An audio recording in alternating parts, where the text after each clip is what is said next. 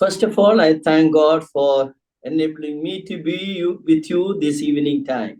ಈ ಸಂಜೆ ನಿಮ್ಮ ಮಧ್ಯದಲ್ಲಿ ಇರುವ ಹಾಗೆ ದೇವರು ನನಗೆ ಅವಕಾಶ ಮಾಡಿಕೊಟ್ಟದಕ್ಕಾಗಿ ಮೊದಲನೇದಾಗಿ ಆತನಿಗೆ ನಾನು ಸ್ತೋತ್ರ ಕೊಂಡಾಟಗಳನ್ನು ಸಲ್ಲಿಸ್ತೇನೆ. Brother Nirandan was calling me frequently and requesting me to have a Zoom meeting for a long time. ಬಹಳ ಹಿಂದಿನಿಂದ ಸಹೋದರ ನಿರಂತರ ಅವರು ನನಗೆ ಫೋನ್ ಮಾಡ್ತಾ ಈ ಝೂಮ್ ಒಂದು ಮೀಟಿಂಗ್ ಅನ್ನ ತೆಗೆದುಕೊಳ್ಬೇಕೆಂದಾಗಿ ಬಹಳ ಹಿಂದಿನಿಂದ ಕೇಳುತ್ತಾ ಬಂದಿದ್ರು. And he requested me to take the studies on the millennial kingdom. ಅನಂತರ ಅವರು ನನಗೆ 1000 ವರ್ಷ ಆಳ್ವಿಕೆಯ ಒಂದು ಕುರಿತು ಅಧ್ಯಯನವನ್ನ ಮಾಡಬೇಕೆಂಬುದಾಗಿ ಕೇಳಿಕೊಂಡಿದ್ದರು. And I could not give him the time. Every time I used to postpone because I was so busy with so many other meetings. Finally, this day I could come with you, and I thought of sharing few things related with the coming events. ಅವರು ಬಹಳ ಸಮಯಗಳಿಂದ ನನ್ನನ್ನು ಕೇಳ್ತಾ ಇದ್ರು, ಆದ್ರೆ ನನ್ನ ಬೇರೆ ಬೇರೆ ಮೀಟಿಂಗ್ಗಳ ಒತ್ತಡದಿಂದ ನನಗೆ ಅವರಿಗೆ ಸಮಯವನ್ನ ಅಥವಾ ಡೇಟ್ಸ್ ಅನ್ನ ಕೊಡ್ಲಿಕ್ಕೆ ಆಗ್ಲಿಲ್ಲ. ಆದ್ರೆ ದೇವರ ಕೃಪೆಯಿಂದ ಈ ದಿವಸ ನಿಮ್ಮ ಮಧ್ಯದಲ್ಲಿ ಬಂದು ಅವರು ಕೇಳಿಕೊಂಡಂತ ಈ ಕೂಟಗಳನ್ನ ಪ್ರಾರಂಭಿಸುವ ಹಾಗೆ ಅವಕಾಶ ಆಗಿದೆ. ಅದಕ್ಕಾಗಿ ದೇವರಿಗೆ ಸ್ತೋತ್ರ ಸಲ್ಲಿಸ್ತೇನೆ. I told brother I may not able to take all the Mondays because I may travel. Adjusting with the Zoom meeting and physical meeting is very difficult. So I may break sometimes. I told already, dear brother. ಆದ್ರಿಂದ ಪ್ರಿಯ ಸಹೋದರಿಗೆ ನಾನು ಆಗ್ಲೇ ತಿಳಿಸಿದ್ದೇನೆ, ಯಾಕಂದ್ರೆ ನಾನು ಅನೇಕ ಸಲ ಪ್ರಯಾಣಗಳಲ್ಲಿ ಇರೋದ್ರಿಂದ ಅಲ್ಲಿ ನಾನು ಉಪಸ್ಥಿತನಿದ್ದು ತೆಗೆದುಕೊಳ್ಳುವಂತ ಕೂಟಕ್ಕೂ ಮತ್ತು ಝೂಮ್ ಕೂಟಗಳನ್ನು ತೆಗೆದುಕೊಳ್ಳುವುದಕ್ಕೂ ಒಂದೊಂದು ಅಡ್ಡಿಯಾಗುವುದರಿಂದ ಎಲ್ಲಾ ಸೋಮವಾರಗಳು ನನಗೆ ಇರ್ಲಿಕ್ಕೆ ಅವಕಾಶ ಆಗ್ಲಿಕ್ಕಿಲ್ಲ. ಅದನ್ನ ನಾನು ಈಗಾಗಲೇ ಸಹೋದರಿಗೆ ತಿಳಿಸಿದ್ದೇನೆ. As far as possible, I try to not miss it. I will try to take the studies. ಎಷ್ಟು ಸಾಧ್ಯವೋ ಅಷ್ಟು ನಾನು ಅದನ್ನ ತಪ್ಪಿಸಿಕೊಳ್ಳದೆ ಈ ಒಂದು ಅಧ್ಯಯನವನ್ನ ತೆಗೆದುಕೊಳ್ತೇನೆ.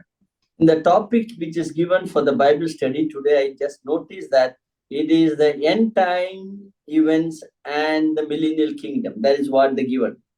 ಅಲ್ಲಿ ನನಗೆ ಕೊಟ್ಟಿರುವಂತ ಒಂದು ಸಂದೇಶದ ಪ್ರಸ್ತಾಪ ಏನು ಎಂಬುದಾಗಿ ನೋಡ್ತಾ ಬರುವಾಗ ಅದು ಅಂತಿಮ ಗತಿಶಾಸ್ತ್ರ ಅಥವಾ ಕಡೆ ದಿನಗಳಲ್ಲಿ ನಡೆಯುವಂತ ಘಟನೆಗಳು, ಅನಂತರ 1000 ವರ್ಷ ಆಳ್ವಿಕೆಯ ಮಿಲೇನಿಯಂ ಅನ್ನುವಂತ ವಿಷಯದ ಕುರಿತು. So before starting the millennial kingdom, I thought it is better to take some classes related with the end time events. ಅದರಿಂದ ನಾವು 1000 ವರ್ಷ ಆಳ್ವಿಕೆಯ ಕುರಿತು ಅಧ್ಯಯನಕ್ಕೆ ಹೋಗುವಂತ ಮೊದಲು ನಾನು ಯೋಚನೆ ಮಾಡಿದ್ದೇನೆಂದ್ರೆ, ಅದನ್ನ ಪ್ರಾರಂಭಿಸುವುದಕ್ಕೆ ಮೊದಲು ಕೆಲವು ವಾರಗಳು ಈ ಕಡೆ ದಿನದ ಘಟನೆಗಳು ಅಥವಾ ಅಂತಿಮ ದಿನದ ಸಂಗತಿಗಳು ಅನ್ನುವಂತ ಸತ್ಯವೇದ ಆಧಾರಿತ ಸಂಗತಿಗಳು ಮತ್ತು ಪ್ರಪಂಚದಲ್ಲಿ ನಡೆಯುವಂತ ಸಂಗತಿಗಳನ್ನ ತಿಳಿಸ್ಲಿಕ್ಕೆ ಇಷ್ಟಪಡ್ತೇನೆ. Always in our heart we have a question: are we living at the end time? The things which is happening around is related to the end time or not? ನಾವು ಅನೇಕರು ನಮ್ಮ ಹೃದಯಗಳಲ್ಲಿ ಪ್ರಶ್ನೆಗಳನ್ನ ಯಾವಾಗಲೂ ಹಾಕೊಳ್ತೇವೆ. ಏನು ನಾವೇನಾದ್ರೂ ಕಡೆ ದಿನಗಳಲ್ಲಿ ವಾಸಿಸ್ತಾ ಇದ್ದೇವೆಯಾ? ಈ ಪ್ರಪಂಚದಲ್ಲಿ ನಡೆಯುವಂತ ಘಟನೆಗಳು ಈ ಕಡೆ ದಿನಗಳಿಗೆ ಸಂಬಂಧಪಟ್ಟದ್ದಾಗಿದೆಯಾ ಅನ್ನುವಂತ ಪ್ರಶ್ನೆ. A person who clearly examines the scripture and the events that is happening around us very clearly can find out that we are living at the end time. ಆದ್ರೆ ಒಬ್ಬ ವಿಶ್ವಾಸಿ ಅವನು ವಾಕ್ಯವನ್ನ ಗಮನಿಸಿ ಓದುವಾಗ ಅನಂತರ ಆ ವಾಕ್ಯದ ಆಧಾರದಿಂದ ಪ್ರಪಂಚದಲ್ಲಿ ನಡೆಯುವಂತ ಘಟನೆಗಳನ್ನು ಕೂಡ ಅವನು ಅವಲೋಕಿಸುವಾಗ ಅದು ಸ್ಪಷ್ಟವಾಗಿ ತಿಳಿಸಲ್ಪಡ್ತದೆ. ಏನಂದ್ರೆ ನಾವು ಸ್ಪಷ್ಟವಾಗಿ ಕಡೆಯ ದಿನಗಳಲ್ಲಿಯೇ ವಾಸಿಸ್ತಾ ಇದ್ದೇವೆ. Thousands of years ago, the Bible very clearly, specifically says that what are the things going to happen at the end time. ಯಾಕಂದ್ರೆ ಸಾವಿರಾರು ವರ್ಷಗಳ ಹಿಂದೆಯೇ ಸತ್ಯವೇದ ಬಹಳ ಸ್ಪಷ್ಟವಾಗಿ ಮತ್ತು ನಿರ್ದಿಷ್ಟವಾಗಿ ಅದು ತಿಳಿಸಿದ್ದೇನೆಂದ್ರೆ ಕಡೆ ದಿನಗಳಲ್ಲಿ ಅಂತಿಮ ದಿನಗಳಲ್ಲಿ ಏನಾಗ್ತದೆ ಎಂಬುದಾಗಿ. Now look at, we will turn to the book of Daniel, where the Daniel is giving certain things that is going to happen at the end time. ನಾವು ಈಗ ನಮ್ಮ ಗಮನವನ್ನ ದಾನಿಯೇಲನ ಪ್ರವಾದನ ಗ್ರಂಥಕ್ಕೆ ತಿರುಗಿಸೋಣ. ಯಾಕಂದ್ರೆ ದಾನಿಯೇಲನು ಅಂತಿಮ ದಿನಗಳಲ್ಲಿ ಏನಾಗ್ತದೆ ಅನ್ನುವಂತ ಕೆಲವು ವಿಷಯಗಳನ್ನ ಅಲ್ಲಿ ತಿಳಿಸ್ತಾನೆ. Daniel chapter 12, if you turn to that, ಒಂದು ವೇಳೆ ದಾನಿಯೇಲ 12ನೇ ಅಧ್ಯಾಯಕ್ಕೆ ನಾವು ಬರುವಾಗ verse 1 to 4 we will read, there are so many things are mentioned there which is going to happen at the end time. ಅಲ್ಲಿ ನಾವು 12ನೇ ಅಧ್ಯಾಯ 1-4 ವಚನಗಳನ್ನ ನೋಡುವಾಗ ಹಲವಾರು ವಿಷಯಗಳು ಅಲ್ಲಿ ಬರೆಯಲ್ಪಟ್ಟಿದೆ. ಆ ವಿಷಯಗಳಲ್ಲಿ ಮುಖ್ಯವಾಗಿ ಎಲ್ಲವೂ ಕೂಡ ಅದು ಅಂತಿಮ ದಿನದ ಘಟನೆಗಳನ್ನ ಸೂಚಿಸುವಂತದ್ದಾಗಿದೆ. Yeah, we will read that and just we will look into that, some of the events that is going to happen at the end time. ನಾವು ಅದನ್ನ ಓದಿಕೊಂಡು ಅನಂತರ ಅದನ್ನ ನೋಡುತ್ತಾ ಕೆಲವು ವಿಷಯಗಳು ಅಂತಿಮ ದಿನಗಳಲ್ಲಿ ನಡೆಯುವಂತ ವಿಷಯಗಳು ಏನು ಎಂಬುದಾಗಿ ನಾವು ಅಧ್ಯಯನವನ್ನ ಮಾಡೋಣ. Chapter 12 verse 1 to 4 if you read. ನೀವು 12ನೇ ಅಧ್ಯಾಯ ದಾನಿಯೇಲ 1-4 ವಚನ ಓದಿದ್ರೆ, chapter 12 verse 1 to 4, please read. Some of you can read that, no problem. Yeah, ಓದ್ತೀರಾ? ಇಲ್ಲ ನಾನೇ ಓದ್ಲಾ? ನಿನ್ನ ಜನರ ಪಕ್ಷವನ್ನ ಹಿಡಿದಿರುವ ಮಹಾಪಾಲಕನಾದ ಮಿಕಾಯೇಲನು ಆ ಕಾಲದಲ್ಲಿ ಹೇಳುವನು, ಮೊಟ್ಟ ಮೊದಲು ಜನಾಂಗವು ಉಂಟಾದಂದಿನಿಂದ ಅಂದಿನವರೆಗೆ ಸಂಭವಿಸದಂತ ಸಂಕಟವು ಸಂಭವಿಸುವುದು. ಆಗ ನಿನ್ನ ಜನರೊಳಗೆ ಯಾರ ಹೆಸರುಗಳು ಜೀವಬಾಧ್ಯರ ಪಟ್ಟಿಯಲ್ಲಿ ಸಿಕ್ಕುವವೋ ಅವರೆಲ್ಲರೂ ರಕ್ಷಿಸಲ್ಪಡುವರು. ಧೂಳಿನ ನೆಲದೊಳಗೆ ದೀರ್ಘ ನಿದ್ರೆ ಮಾಡುವವರಲ್ಲಿ ಅನೇಕರು ಎಚ್ಚೆತ್ತು ಕೆಲವರು ನಿತ್ಯ ಜೀವವನ್ನು, ಕೆಲವರು ನಿತ್ಯ ತಿರಸ್ಕಾರಗಳನ್ನು ಅನುಭವಿಸುವರು. ಜ್ಞಾನಿಗಳು ತೇಜೋಮಯವಾದ ಆಕಾಶ ಮಂಡಲದಂತೆ ಪ್ರಕಾಶಿಸುವರು. ಬಹು ಜನರನ್ನು ಸದ್ಧರ್ಮಿಗಳನ್ನಾಗಿ ಮಾಡುವವರು ಯುಗ ಯುಗಾಂತರಗಳಲ್ಲಿಯೂ ನಕ್ಷತ್ರಗಳ ಹಾಗೆ ಹೊಳೆಯುವರು. ದಾನಿಯೇಲನೇ, ನೀನು ಈ ಮಾತುಗಳನ್ನು ಮುಚ್ಚಿಡು, ಅವುಗಳನ್ನು ಬರೆಯುವ ಗ್ರಂಥಕ್ಕೆ ಮುದ್ರೆ ಹಾಕು. ಅಂತ್ಯಕಾಲದವರೆಗೆ ಮರೆಯಾಗಿರಲಿ. ಬಹು ಜನರು ಅತ್ತಿತ್ತ ತಿರುಗುವರು, ತಿಳುವಳಿಕೆಯು ಹೆಚ್ಚುವುದು. Yeah, may the Lord bless the reading of the portion of the scripture. ನಾವು ಈ ಓದಿದಂತ ದೇವರ ವಾಕ್ಯದ ಭಾಗವನ್ನ ದೇವರು ಆಶೀರ್ವದಿಸಲಿ. The God is revealing to Daniel the various events that is going to take place at the end time. ಕಡೆ ದಿನಗಳಲ್ಲಿ ನಡೆಯಲಿಕ್ಕಿರುವಂತ ಅನೇಕ ಘಟನೆಗಳ ಕುರಿತು ದೇವರು ದಾನಿಯೇಲನಿಗೆ ಇಲ್ಲಿ ಪ್ರಕಟಿಸ್ತಾ ಇದ್ದಾನೆ. If verse 1, chapter 12 verse 1, if you read, you notice the word time is used frequently. Look at least 4 times the word time is appearing there. ನಾವಲ್ಲಿ 12ನೇ ಅಧ್ಯಾಯ 1ನೇ ವಚನ ಓದುವಾಗ ನಾವಲ್ಲಿ ಒಂದು ಪದವನ್ನ ನಾವು ಹೆಚ್ಚಾಗಿ ಈ ಓದಿದಂತ ಭಾಗದಲ್ಲಿ ನಾವು ನೋಡುವಂತರಾಗಿದ್ದೇವೆ. ಕಾಲ ಎಂಬುದಾಗಿ ಇಲ್ಲಿ ಕೊಡಲ್ಪಟ್ಟಿದೆ, ಅಥವಾ ಸಮಯ ಎಂಬುದಾಗಿ ಕೂಡ ತೆಗೆದುಕೊಳ್ಳಬಹುದು. Look at that. At that time, you can in the first one, at that time of trouble, that same time. Yeah. At that time, even in Kannada is also there. Now you look at that, around 4 times the word time is appearing. It is there. ಅಲ್ಲಿ ನಾವು ನೋಡ್ತೇವೆ 12ನೇ ಅಧ್ಯಾಯ 1ನೇ ವಚನದಲ್ಲಿ ಆ ಕಾಲದಲ್ಲಿ ಹೇಳುವನು ಮಹಾಪಾಲಕನಾದ ಮಿಕಾಯೇಲನು, ಅಥವಾ ಆ ದಿನದಲ್ಲಿ ಅಥವಾ ಅಂದಿನವರೆಗೆ ಸಂಭವಿಸಿದಂತ ಸಂಕಟ ಸಂಭವಿಸುವುದು. ಹೀಗೆ see, look at that. At that time, a kalam, which kalam, which is the time it is mentioned? ನೋಡ್ರಿ, ಆ ಕಾಲ, ಆ ಸಮಯ ಅನ್ನುವಾಗ ಅದು ಯಾವ ಕಾಲ, ಅಲ್ಲಿ ತಿಳಿಸಲ್ಪಟ್ಟಿರುವಂತ ಕಾಲ ಯಾವುದದು? See, this is a continuation of chapter 11. ಇದು ನಾವು ಅಧ್ಯಯನ ಮಾಡ್ತಾ ಬರುವಾಗ ದಾನಿಯೇಲನ ಪುಸ್ತಕ 11ನೇ ಅಧ್ಯಾಯದ ಮುಂದುವರೆದ ಭಾಗ. 12ನೇ ಅಧ್ಯಾಯ. If you look at Daniel chapter 35 onwards, 11ನೇ ಅಧ್ಯಾಯ 35ನೇ ವಚನದ ನಂತರ ನಾವು ವಾಕ್ಯ ನೋಡುವಾಗ there very clearly speaks about certain events that is going to take place at the end time. ಅಲ್ಲಿ ಅಂತ್ಯಕಾಲದಲ್ಲಿ ನಡೆಯುವಂತ ಕೆಲವು ಘಟನೆಗಳ ಕುರಿತು ಸ್ಪಷ್ಟವಾಗಿ ಬರೆಯಲ್ಪಟ್ಟಿದೆ. Yeah, verse 35, you look at that, 11 verse 35. ನೋಡ್ರಿ, 11ನೇ ಅಧ್ಯಾಯ 35ನೇ ವಚನ, ಜ್ಞಾನಿಗಳಲ್ಲಿಯೂ ಕೆಲವರು ಅಂತ್ಯಕಾಲದವರೆಗೆ ಬೀಳುತ್ತಿರುವರು. ಆದ್ದರಿಂದ ಜನರು ಶೋಧಿಸಲ್ಪಟ್ಟು ಶುದ್ಧಿ ಹೊಂದಿ ಶುಭ್ರರಾಗುವರು. ಅಂತ್ಯವು ಕ್ಲುಪ್ತ ಕಾಲದಲ್ಲೇ ಆಗುವುದು. Yeah, there we see the even to the time of the end. That usage is the time of the end, isn't it? ಅಲ್ಲಿ ನಾವು ನೋಡ್ತೇವೆ ಅಂತ್ಯಕಾಲ ಎಂಬುದಾಗಿ. Yeah, again you look at that verse 40, time of the end. 40ನೇ ವಚನ ನೋಡ್ರಿ, ಅಲ್ಲೂ ಕೂಡ ನಾವು ಅಂತ್ಯಕಾಲ ಎಂಬುದಾಗಿ ನೋಡ್ತೇವೆ. Of course, verse 35 onwards, it is speaking about the final world war that is going to happen at the end time. ಆ ಕಡೆ ದಿನಗಳಲ್ಲಿ ಆಗುವಂತ ಕಟ್ಟಕಡೆಯ ಒಂದು ಮಹಾ ಯುದ್ಧ ಅಥವಾ ವರ್ಲ್ಡ್ ವಾರ್ ಎಂಬುದಾಗಿ ನಾವು ಏನ್ ಹೇಳ್ತೇವೆ, ಅದರ ಕುರಿತು ಈ 35ನೇ ವಚನದಿಂದ ಮುಂದಕ್ಕೆ ಬರೆಯಲ್ಪಟ್ಟಿದೆ. The Lord is revealing various events that is going to take place at the end time. ಆ ಕಡೆ ದಿನಗಳಲ್ಲಿ ಅಂತ್ಯಕಾಲದಲ್ಲಿ ಜರುಗಲಿಕ್ಕಿರುವಂತ ಅನೇಕ ಘಟನೆಗಳನ್ನ ಕುರಿತು ದೇವರು ಇಲ್ಲಿ ಪ್ರಕಟಪಡಿಸ್ತಾ ಇದ್ದಾನೆ. So the continuation of that, the chapter 12 says at that time. That means at the time of the end. That is the meaning of it. ನೋಡ್ರಿ, ಇಲ್ಲಿ 11ನೇ ಅಧ್ಯಾಯದಲ್ಲಿ ಪ್ರಸ್ತಾಪಿಸಲ್ಪಟ್ಟಂತ ಅಂತ್ಯಕಾಲ ಅನ್ನುವಂಥದ್ದೇ ಆ ಕಾಲ 12ನೇ ಅಧ್ಯಾಯದ 1ನೇ ವರ್ಷದಲ್ಲಿ ಮುಂದುವರಿಯುವಂಥದ್ದು. So then we see that verse 12 says so many things are going to happen at the end time. ಅಲ್ಲಿ ನಾವು 12ನೇ ಅಧ್ಯಾಯದಲ್ಲಿ ನೋಡ್ತೇವೆ, ಓದಂತ ಭಾಗದಲ್ಲಿ ಅನೇಕ ಸಂಗತಿಗಳು ಈ ಕಡೆ ಕಾಲದಲ್ಲಿ ಅಥವಾ ಆ ಕಾಲದಲ್ಲಿ ನೆರವೇರ್ತದೆ. Look at that in verse 1 says that a time of trouble is going to come to the nation of Israel. ಅಲ್ಲಿ ನಾವು ನೋಡ್ತೇವೆ 1ನೇ ವರ್ಷದಲ್ಲಿ ಇಸ್ರಾಯೇಲ್ ದೇಶದೊಳಗೆ ಬರ್ಲಿಕ್ಕಿರುವಂತ ಅಥವಾ ಸಂಭವಿಸಲಿಕ್ಕಿರುವಂತ ಸಂಕಟ ಕಾಲ. And that means a troublesome time which never happened in the human history. ನೋಡಿ, ಅಲ್ಲಿ ಬರ್ದಂಗೆ ನಾವು ನೋಡ್ತಾ ಬರ್ತೇವೆ, ಮನುಷ್ಯನ ಚರಿತ್ರೆಯಲ್ಲಿ ಆ ರೀತಿಯಾದಂತ ಒಂದು ಸಂಕಟ ಕಾಲ ಜರುಗಲೇ ಇಲ್ಲ. So we see that those whose names are written in the book or in the Lamb's book of life, they will be saved. Others will perish in that end time. ನೋಡ್ರಿ, ಆ ಅಂತ್ಯಕಾಲದಲ್ಲಿ ನಾವು ನೋಡ್ತಾ ಬರುವುದೇನೆಂದ್ರೆ, ಯಾರ್ಯಾರ ಹೆಸರು ಜೀವಬಾಧ್ಯರ ಪಟ್ಟಿ ಅಥವಾ ಯಜ್ಞದ ಕುರಿಯಾದ ಆತನ ಪುಸ್ತಕದಲ್ಲಿ ಬರೆಯಲ್ಪಟ್ಟಿದೆಯೋ ಅವರು ರಕ್ಷಿಸಲ್ಪಡ್ತಾರೆ, ಬಾಕಿಯವರೆಲ್ಲರೂ ನಾಶವಾಗ್ತಾರೆ. So very clearly verse 1 speaks about the coming tribulation day, the great tribulation that is going to happen at the end time.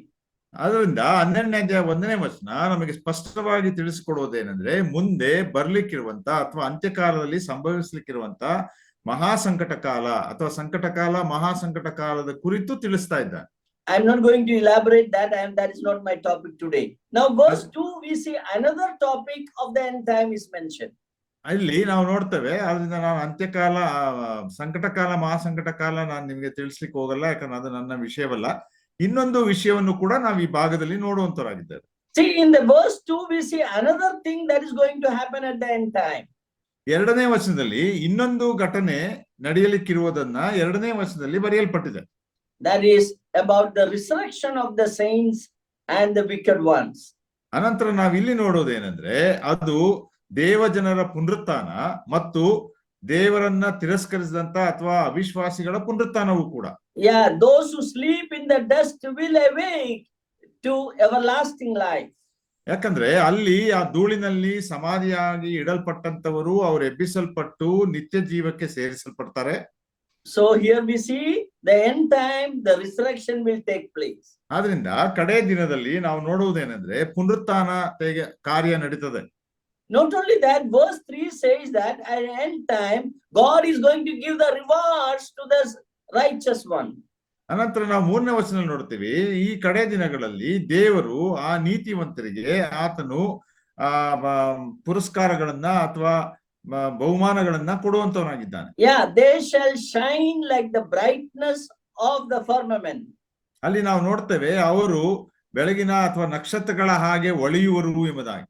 Those who have led the sinners or those who shared the gospel and somebody got saved, those who are saving the people, they will be rewarded by the Lord. ಅಲ್ಲಿ ನಾವು ನೋಡ್ತೇವೆ, ಅವರು ಸುವಾರ್ತೆಯನ್ನ ಸಾರಿ ಆತ್ಮಗಳನ್ನ ಗೆದ್ದು ಆ ರೀತಿ ಗೆದ್ದಂತವರಿಗೆ ದೇವರು ಪ್ರತಿಫಲ ಕೊಡುವಂತ ಒಂದು ಸಮಯ. So it's very clearly mentioned that those who turn many to the righteousness, they are going to shine like the stars in the firmament. ಆದ್ರಿಂದ ಇಲ್ಲಿ ಸ್ಪಷ್ಟವಾಗಿ ಬರೆಯಲ್ಪಡ್ತದೆ ಏನಂದ್ರೆ, 3ನೇ ವಚನ ಮಧ್ಯಭಾಗದಲ್ಲಿ ನೋಡ್ರಿ, ಬಹು ಜನರು ಸದ್ಧರ್ಮಿಗಳನ್ನಾಗಿ ಮಾಡ್ತಾರೆ, ಆ ಮಾಡುವಂತವರು ಯುಗಗಾಂತರಗಳಲ್ಲಿರುವಂತ ನಕ್ಷತ್ರಗಳ ಹಾಗೆ ಹೊಳಿತಾರೆ. Daniel was a man who shared gospel to his boss. ಆದ್ರಿಂದ ನಾವು ನೋಡ್ತೇವೆ, ದಾನಿಯೇಲನು ತನ್ನ ಅರಸನಿಗೆ ಸುವಾರ್ತೆಯನ್ನ ಸಾರಿದಂತವನು. His boss was Nebuchadnezzar, very mighty, powerful king. ಯಾಕಂದ್ರೆ ಬಹಳ ಕ್ರೂರಿಯೂ ಅಥವಾ ಬಹಳ ಶಕ್ತಿಶಾಲಿಯೂ ಬಲಶಾಲಿಯೂ ಆಗಿದ್ದಂತ ಆ ನೆಬೂಕದ್ನೆಚ್ಚರ್ ಅರಸನಿಗೆ ಆತನು ಸುವಾರ್ತೆ ಹೇಳ್ತಾನೆ. If you read chapter 4 of Daniel, we can see how boldly Daniel was speaking to him the gospel and telling him that you are a sinner and you have to repent. ಅಲ್ಲಿ ದಾನಿಯೇಲನು ಅಂತ ಮಹಾ ಅರಸನಿಗೆ 4ನೇ ಅಧ್ಯಾಯದಲ್ಲಿ ನಾವು ನೋಡ್ತೇವೆ, ಧೈರ್ಯವಾಗಿ ಆತನ ಸುವಾರ್ತೆ ಹೇಳುತ್ತಾ, ನೀನು ಪಾಪಿಯಾಗಿದ್ದೆ ಎಂಬುದಾಗಿ ಖಂಡಿಸಿ ನೀನು ನಾಶನಕ್ಕೆ ತುತ್ತಾಗುತ್ತೆ ಎಂಬುದಾಗಿ ಧೈರ್ಯವಾಗಿ ಆತನು ಹೇಳ್ತಾನೆ. It's not easy to share gospel to the bosses. No, it's very difficult.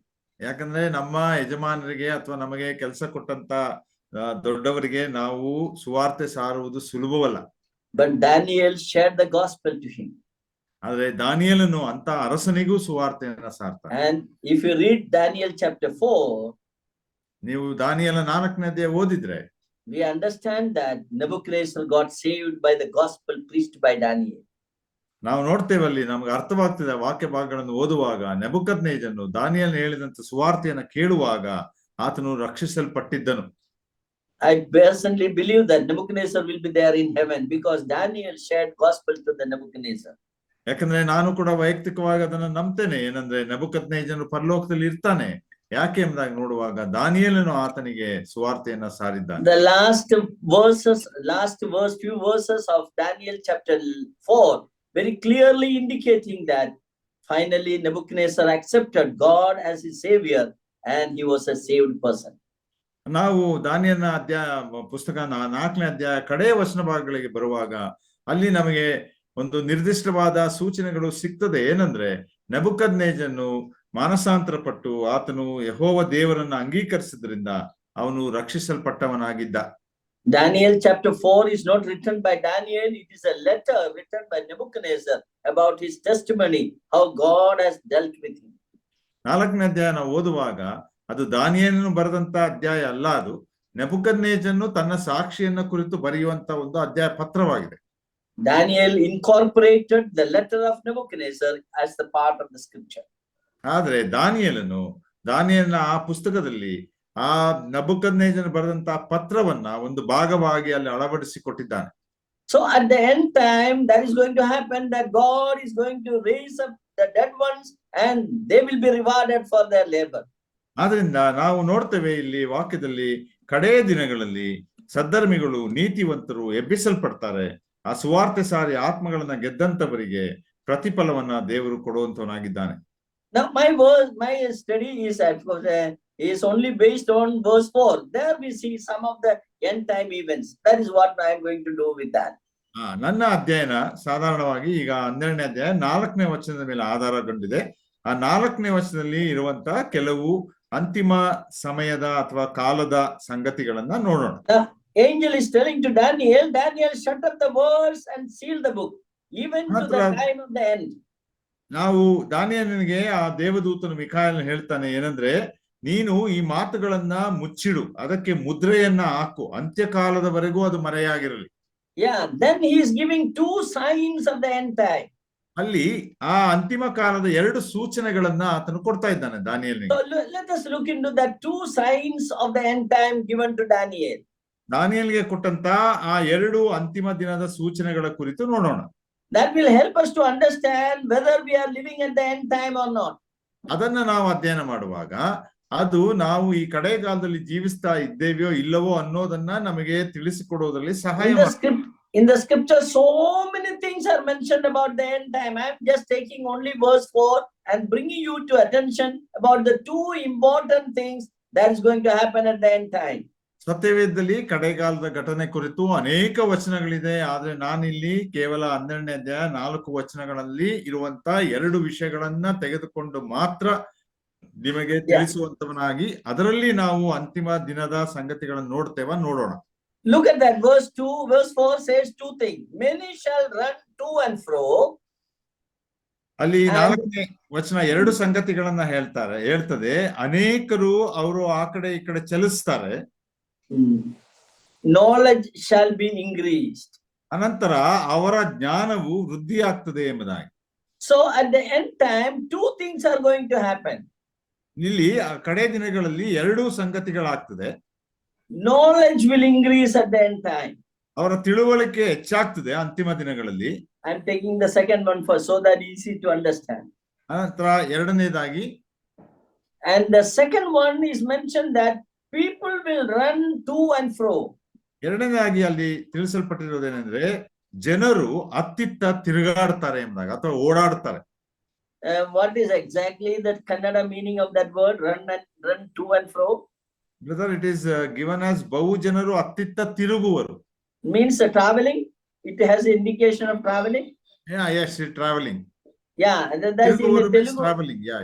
Yeah, Telugu also that idea is there. Traveling. Actually, that is the meaning here also. That means run to and fro means travel will be with a high speed. People will travel. That's the meaning. ಅಂದ್ರೆ ಬಹಳ ವೇಗವಾಗಿ ಪ್ರಯಾಣ ಮಾಡುವಂತ ಒಂದು ಸಮಯ ಅಂತ. So there are many translation. I went to that. All the translation giving that at the end time, people will travel so much with the high speed and travel from one place to another. ನಾನು ಅನೇಕ ತರ್ಜಿಮೆಗಳನ್ನು ಕೂಡ ನೋಡ್ತಾ ಬರುವಾಗ ಅಲ್ಲೆಲ್ಲವೂ ಬರೆದದ್ದೇನೆಂದ್ರೆ ಜನರು ಬಹಳ ವೇಗವಾಗಿ ಅತ್ತಿತ್ತ ಅಂದ್ರೆ ಅವರು ಪ್ರಯಾಣಿಸ್ತಾರೆ ವೇಗವಾಗಿ, ಒಂದು ವೇಳೆ ಏರೋಪ್ಲೇನ್ ಆ ರೀತಿಯಲ್ಲಿ ವೇಗವಾಗಿ ಪ್ರಯಾಣಿಸ್ತಾರೆ. So these are the two signs given at the end time. ಅದರಿಂದ ಕಡೆ ದಿನದ ಈ ಎರಡು ಮುಖ್ಯ ಸೂಚನೆಗಳನ್ನ ಇಲ್ಲಿ ಕೊಡಲ್ಪಟ್ಟಿದೆ. But I told you the first one, increasing of knowledge, we can easily understand. Very true that today the knowledge is so much increased. ಯಾಕಂದ್ರೆ ನಾವು ಇದನ್ನ ಮೊದಲನೆಯದನ್ನ ಅಂದ್ರೆ ತಿಳುವಳಿಕೆ ಹೆಚ್ಚಾಗ್ತದೆ, ಜ್ಞಾನ ಹೆಚ್ಚಾಗ್ತದೆ ಎಂಬುದಾಗಿರುವಂತದ್ದನ್ನ ನಾವು ಬಹಳ ಸುಲಭವಾಗಿ ಅರ್ಥ ಮಾಡ್ಕೊಳ್ಬಹುದು. ಯಾಕಂದ್ರೆ ಈ ದಿನಮಾನಗಳಲ್ಲಿ ಪ್ರಪಂಚದಲ್ಲಿ ಮನುಷ್ಯರ ಜ್ಞಾನ ಬಹಳ ವೇಗವಾಗಿ ಹೆಚ್ಚಾಗ್ತಾ ಉಂಟು. When I was a small boy, when I was studying in the school, I will have a lot of doubts and all. Whenever I have any doubt, I used to come to my daddy and mummy. ನಾನು ಸಣ್ಣ ಹುಡುಗನಾಗಿದ್ದಾಗ ಶಾಲೆಗೆ ಹೋಗ್ತಾ ಇದ್ದಾಗ ನನ್ನಲ್ಲಿ ಅನೇಕ ಅನುಮಾನಗಳು ಹುಟ್ಟಾಗ್ತಾ ಇದ್ವು. ಆ ರೀತಿ ಅನುಮಾನಗಳು ಬರುವಾಗ ನಾನು ಅದನ್ನ ಪರಿಹಾರ ಮಾಡಿಕೊಳ್ಳಲಿಕ್ಕೆ ನನ್ನ ತಂದೆ ತಾಯಿ ಬಳಿಗೆ ಹೋಗ್ತಾ ಇದ್ದೆ. So I had an impression, I have an idea that my daddy and mummy knows everything. So if I go to them, if I ask them, they will explain everything. ಅಂದ್ರೆ ನನಗೆ ಒಂದು ಆಲೋಚನೆ ಇತ್ತು ಅಥವಾ ಒಂದು ಸಂಗತಿ ತಿಳ್ಕೊಂಡಿದೆ ಏನಂದ್ರೆ, ಒಂದು ವೇಳೆ ನನ್ನ ತಂದೆ ತಾಯಿಗೆ ಎಲ್ಲಾ ವಿಷಯ ಗೊತ್ತಿದೆ, ಆದ್ರಿಂದ ಅವ್ರ ಬಳಿಗೆ ಹೋದ್ರೆ ನನಗೆ ಅವರೆಲ್ಲರನ್ನು ನನ್ನ ಅನುಮಾನಗಳನ್ನ ಪರಿಹಾರ ಮಾಡ್ತಾರೆ. That is what I was doing. When in doubt, they will explain to me. ಅದರಿಂದ ನನಗೆ ಅನುಮಾನ ಬರುವಾಗ ಅವ್ರ ಹತ್ರ ಬಳಿಗೆ ಹೋಗುವಾಗ ವಿವರಿಸಿ ಹೇಳ್ತಾ ಇದ್ರು. They had a better knowledge than me. ಯಾಕಂದ್ರೆ ನನಗಿಂತ ಉತ್ತಮವಾದ ತಿಳುವಳಿಕೆ ಅವ್ರಿಗಿತ್ತು. But today what is the condition? ಆದ್ರೆ ಇವತ್ತಿನ ದಿವಸ ಹೇಗಿದೆ? Today is the reverse, is the order. If we cannot understand anything, we will go to our children and ask, please tell me how this mobile is operating, how this my computer is operating. We are asking our children and learning from children. ಆದ್ರೆ ಇವತ್ತಿನ ದಿವಸ ಆ ಸ್ಥಿತಿ ತಿರುವು ಮುರುವಾಗಿದೆ. ಅಂದ್ರೆ ನಾವು ಹಿರಿಯರು ದೊಡ್ಡವರು ಮಕ್ಕಳ ಬಳಿಗೆ ಹೋಗ್ತೇವೆ. ಯಾಕಂದ್ರೆ ಮಕ್ಕಳು ಅನೇಕ ತಾಂತ್ರಿಕತೆಗಳನ್ನ ತಿಳ್ಕೊಂಡಿರೋದ್ರಿಂದ, ಒಂದು ವೇಳೆ ಉದಾಹರಣೆಗೆ ಮೊಬೈಲು ಇದು ಯಾವ ರೀತಿ ವರ್ಕ್ ಆಗುತ್ತೆ, ಯಾವ ರೀತಿ ಕೆಲಸ ಮಾಡುತ್ತೆ, ಇದಕ್ಕೂ ಮಾಡ್ಬೇಕಾದ್ರೆ ಎಲ್ಲಿಗೆ ಹೋಗ್ಬೇಕು, ಈಗ ನೋಡ್ರಿ ಮಕ್ಕಳನ್ನ ಕೇಳ್ತೀವಿ ನಾವು ದೊಡ್ಡವರು. Yes, small children, those who are even 4 or 5 years old, they know the things better than us. ಯಾಕಂದ್ರೆ ಸಣ್ಣ ಮಕ್ಕಳು ಕೇವಲ 4-5 ವರ್ಷದವರು ಕೂಡ ನಮಗಿಂತ ಉತ್ತಮವಾಗಿ ಅವರು ತಿಳ್ಕೊಂಡಿದ್ದಾರೆ. Recent days, you know, the knowledge is increasing like anything. ಯಾಕಂದ್ರೆ ಈ ದಿನಮಾನಗಳಲ್ಲಿ ನಾವು ಗ್ರಹಿಸಬಹುದು ಏನಂದ್ರೆ, ಈ ಜ್ಞಾನ ಅನ್ನೋದು, ತಿಳುವಳಿಕೆ ಅನ್ನೋದು ಅದು ಮಿತಿ ಮೀರಿ ಹೆಚ್ಚಾಗ್ತಾ ಇದೆ. Now the next stage of development is artificial intelligence. Already it has come. So how the knowledge is increasing in this world? ಈಗ ಅದು ಬೆಳೀತಾ ಹೋಗುವಾಗ ನಾವು ಮುಂದೆ ನೋಡಲಿಕ್ಕಿರುವುದೇನೆಂದ್ರೆ, ಕೃತಕ ಜ್ಞಾನ ಅನ್ನುವಂಥದ್ದು, ಆರ್ಟಿಫಿಷಿಯಲ್ ಇಂಟೆಲಿಜೆನ್ಸ್ ಅನ್ನುವಂಥದ್ದನ್ನ ಅದು ಯಾವ ರೀತಿ ವೃದ್ಧಿ ಆಗ್ತಾ ಉಂಟು, ಅಭಿವೃದ್ಧಿ ಆಗ್ತಾ ಉಂಟು. See in my chart, you can see a chart here given. In the years are given from 1400 onwards, how the knowledge or technology has increased. ನೋಡ್ರಿ, ಈ ಒಂದು ಚಾರ್ಟ್ ಅಲ್ಲಿ ನಾವು ನೋಡುವಾಗ ನಾವಿಲ್ಲಿ 1400ನೇ ಇಸವಿಯಿಂದ ನಾವು ನೋಡ್ತಾ ಇದ್ದೇವೆ ಯಾವ ರೀತಿ ತಾಂತ್ರಿಕತೆ ಮತ್ತು ಜ್ಞಾನ ವೃದ್ಧಿ ಆಗುತ್ತಾ ಹೋಗ್ತಾ ಉಂಟು, ಮೇಲಕ್ಕೆ ಹೋಗ್ತಾ ನೋಡ್ರಿ. See, from 1400 onwards to 1900, you can see that it is a straight line, almost a straight line. There is no much increase in the knowledge. That is every 400, 500 years, every 500 years, the knowledge only doubles. ನಾವಿಲ್ಲಿ ನೋಡುವಾಗ ಕ್ರಿಸ್ತಶಕ 1400ನೇ ಇಸ್ವಿಯಿಂದ 1900ನೇ ಇಸ್ವಿಯ ತನಕ ಆ ರೇಖೆ ಅದು ನೇರವಾಗಿದೆ. ಅಂದ್ರೆ ಅಂತ ಒಂದು ಬೆಳವಣಿಗೆ ಇರ್ಲಿಲ್ಲ. ಆದ್ರೆ ಅಲ್ಲಿಂದ ಮುಂದಕ್ಕೆ ನೋಡುವಾಗ ನಾವು 500 ವರ್ಷಗಳಿಗೊಮ್ಮೆ ನೋಡುವಾಗ ಅವರ ಜ್ಞಾನ 1ಕ್ಕೆ 2 ಪಟ್ಟು 3 ಪಟ್ಟು ಆಗುವಂತದ್ದನ್ನ ನೋಡ್ತಾ ಇದ್ದೇವೆ. See, look at that 1900 onwards, you see steep increasing in the knowledge. We can see that. ನಾವಲ್ಲಿ 1900ನೇ ಇಸ್ವಿಯಿಂದ ಮುಂದಕ್ಕೆ ಇಲ್ಲಿಯ ತನಕ ನೋಡುವುದಾದ್ರೆ ಆ ತಿಳುವಳಿಕೆ ಅನ್ನುವಂಥದ್ದು ಮನುಷ್ಯನಲ್ಲಿ ಯಾವ ರೀತಿ ನೇರವಾಗಿ ಮೇಲಕ್ಕೆ ಹೋಗ್ತಾ ಇದೆ ಆ ರೇಖೆ. For a long time, the knowledge increase was every 500 years, the knowledge was doubling. But now it is estimated that every 18 years, the knowledge is doubling. ನಾವು ನೋಡುವಾಗ ಹಿಂದೆ 1400 1900 ಇಸ್ವಿಯಲ್ಲಿ ಒಂದು ವೇಳೆ ಆ ತಿಳುವಳಿಕೆ 2 ಪಟ್ಟಾಗಬೇಕಾದ್ರೆ ಅದಕ್ಕೆ 500 ವರ್ಷಗಳು ಹಿಡಿತಾ ಇತ್ತು. 500 ವರ್ಷಗಳು. ಆದ್ರೆ 1900 ಮೇಲೆ ನೋಡುವಾಗ 18 ವರ್ಷಕ್ಕೊಮ್ಮೆಯೇ ಅದು ಆಲ್ರೆಡಿ ಡಬಲ್ ಆಗ್ತಾ ಇದೆ ತಿಳುವಳಿಕೆ. Yeah, somebody has told me, those who are working in this area, they say that now the knowledge is going to increase. Every 9 years, the knowledge will double. Human knowledge will double. ಆದ್ರೆ ಯಾರೋ ಒಬ್ಬರು ಈ ಕ್ಷೇತ್ರದಲ್ಲಿ ಕೆಲಸ ಮಾಡೋರು ನನಗೆ ಹೇಳಿದ್ರು ಏನಂದ್ರೆ 18 ವರ್ಷದಿಂದ ಹಿಡಿದು ಈಗ ಪ್ರತಿ 9 ವರ್ಷಕ್ಕೆ ಮನುಷ್ಯನ ತಿಳುವಳಿಕೆ ದ್ವಿಗುಣವಾಗ್ತಾ ಉಂಟು. So very clearly at the end time, the increase of knowledge we cannot deny. It is increasing like anything, and we could not cope up with the development that is going to happen. ಆದ್ರಿಂದ ಪ್ರಿಯರೇ, ನಾವು ಇದನ್ನೆಲ್ಲ ನೋಡುವಾಗ ಈ ವಾಕ್ಯಕ್ಕನುಸಾರವಾಗಿ ಕಡೆ ದಿನದ ಗುರುತುಗಳು ಅಥವಾ ಘಟನೆಗಳು ನೋಡುವಾಗ ಈ ರೀತಿ ತಿಳುವಳಿಕೆ ಅದು ನಾವು ಊಹಿಸಲಾರದಂತೆ ಅದು ಹೆಚ್ಚೆಚ್ಚಾಗಿ ಹೋಗ್ತಾ ಇದೆ. ಅದಕ್ಕೆ ತಕ್ಕ ಹಾಗೆ ನಾವು ಜೀವಿಸ್ಲಿಕ್ಕೆ ಸಾಧ್ಯವಾಗ್ತಿಲ್ಲ. ಆ ರೀತಿ ಅದು ವೇಗವಾಗಿ ಹೋಗ್ತಾ ಉಂಟು. Very clearly Bible says at the end time there will be an increase of knowledge in the human beings. ಆದ್ರಿಂದ ಸತ್ಯವೇದ ಬಹಳ ಸ್ಪಷ್ಟವಾಗಿ ಹೇಳ್ತದೆ, ಮನುಷ್ಯರಲ್ಲಿ ಕಡೆ ದಿನದಲ್ಲಿ ತಿಳುವಳಿಕೆ ಹೆಚ್ಚಾಗ್ತದೆ ಎಂಬುದಾಗಿ. Not only that, people will move to and fro very fast. We see that. ಎರಡನೇ ಸಂಗತಿ ಅದು ಮಾತ್ರವಲ್ಲ, ಜ್ಞಾನ ಹೇಗೆ ಅತಿ ವೇಗವಾಗಿ ಮುಂದೆ ಹೋಗ್ತಿದೆಯೋ ಅದೇ ರೀತಿ ಬಹುಜನರು ಅತ್ತಿತ್ತ ಬಹಳ ವೇಗವಾಗಿ ತಿರುಗಾಡ್ತಾ ಇದ್ದಾರೆ.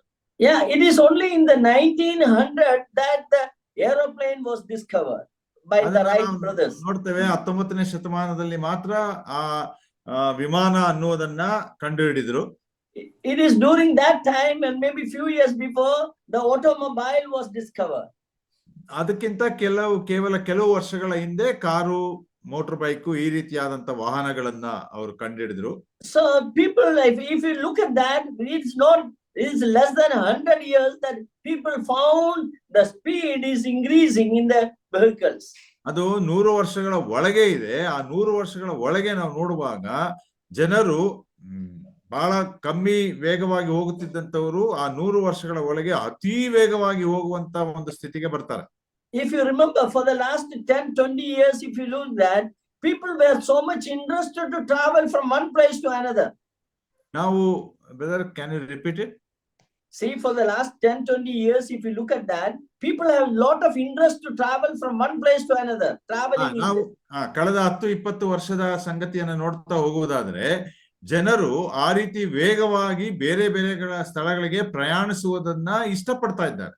See, look at the project, which is project travel and tourism, how the travel and tourism is increasing every year. You could look at that. ನೋಡಿ, ಆ ಪ್ರಯಾಣ ಮತ್ತು ಯಾತ್ರೆ ಅನ್ನುವಂಥದ್ದನ್ನ ಯಾವ ರೀತಿ ಅದು ಈ ಗ್ರಾಫ್ ಅಲ್ಲಿ ಅಥವಾ ಈ ಒಂದು ಚಾರ್ಟ್ ಅಲ್ಲಿ ಅದು ಜಾಸ್ತಿ ಆಗ್ತಾ ಇದೆ ವರ್ಷಗಳು ಕಳೆದಂಗೆ. Yeah, lowest one is 1995. The travel and tourism was very small segment was there. Now it is increasing like anything. ನಾವು ನೋಡುವಾಗ 1995ನೇ ಇಸ್ವಿಯಲ್ಲಿ ಆ ಒಂದು ಪ್ರಯಾಣ ಅನ್ನುವಂಥದ್ದು ಬಹಳ ಸಣ್ಣ ಭಾಗವಾಗಿತ್ತು. ಆದ್ರೆ ನಾವು 2000 ಇಸ್ವಿ 1900 ಇಸ್ವಿ ದಾಟುವಾಗ ಆ ಮೇಲೆ ಲೈನ್ ಎಷ್ಟು ಉದ್ದವಾಗಿ ಅದು ಬಂದಂತದ್ದಾಗಿದೆ. During the COVID time, it was little reduced, but again it is doubled now everywhere where people are traveling. ಆದ್ರೆ ಮಧ್ಯದಲ್ಲಿ ಕೂಡ ಅದು ಬಹಳ ಕೆಲವು ಕಡೆ ಕಡಿಮೆ ಆಯ್ತು, ಅನಂತರ ನಿಧಾನವಾಗಿ ಏರ್ತಾ ಬಂತು. ಆದ್ರೆ ಈ ದಿನಮಾನಗಳಲ್ಲಿ ಎಲ್ಲಾ ಕಡೆ ನೋಡುವಾಗ ಎಲ್ಲರೂ ಪ್ರಯಾಣ ಮಾಡುವವರೇ ಅತಿ ವೇಗವಾಗಿ. People love to travel. That is what the present situation. ಯಾಕಂದ್ರೆ ಇವತ್ತಿನ ಪರಿಸ್ಥಿತಿ ಏನೆಂಬುದಾಗಿ ನೋಡುವಾಗ ಮನುಷ್ಯರು ಪ್ರಯಾಣ ಮಾಡುವುದನ್ನ ಪ್ರೀತಿಸ್ತಾ ಇದ್ದಾರೆ. Not only that, they are traveling with a high speed. ಅದು ಮಾತ್ರವಲ್ಲ, ಬಹಳ ವೇಗವಾಗಿ ಅವರು ಪ್ರಯಾಣ ಮಾಡ್ತಾ ಇದ್ದಾರೆ, ಅದಕ್ಕೆ ಇಷ್ಟಪಡ್ತಾರೆ. You know Isaac Newton, the great scientist. Isaac Newton ಅನ್ನುವಂತ ಬಹಳ ದೊಡ್ಡ ವಿಜ್ಞಾನಿ. He was a very good student of the scripture. ಆತನು ಕೂಡ ದೇವರ ವಾಕ್ಯದಲ್ಲಿ ಒಬ್ಬ ಒಳ್ಳೆ ವಿದ್ಯಾರ್ಥಿಯಾಗಿದ್ದ. He used to read the KJV Bible only at that time. ಆ ಸಮಯಗಳಲ್ಲಿ ಆತನು ಕಿಂಗ್ಸ್ ಜೇಮ್ಸ್ ವರ್ಷನ್ ಅನ್ನುವಂತ ಆ ಸತ್ಯವೇದವನ್ನೇ ಯಾವಾಗಲೂ ಓದ್ತಾ ಇದ್ದ. He not only read the Bible, he has written commentary on 2 books of the Bible, book of Daniel and book of Revelation. ಆತನು ಬರೀ ಸತ್ಯವೇದನ ಓದುತ್ತಿದ್ದು ಮಾತ್ರವಲ್ಲ, ಅದರ ಕುರಿತು ದಾನಿಯೇಲನ ಪುಸ್ತಕ ಮತ್ತು ಪ್ರಕಟಣೆ ಪುಸ್ತಕ ಈ ಎರಡು ಪುಸ್ತಕಗಳ ಆತನು ವಿವರಣೆಯನ್ನು ಕೊಡುವಂತ ಕಾಮೆಂಟ್ರಿಗಳನ್ನ ಬರೆದಿದ್ದಾರೆ.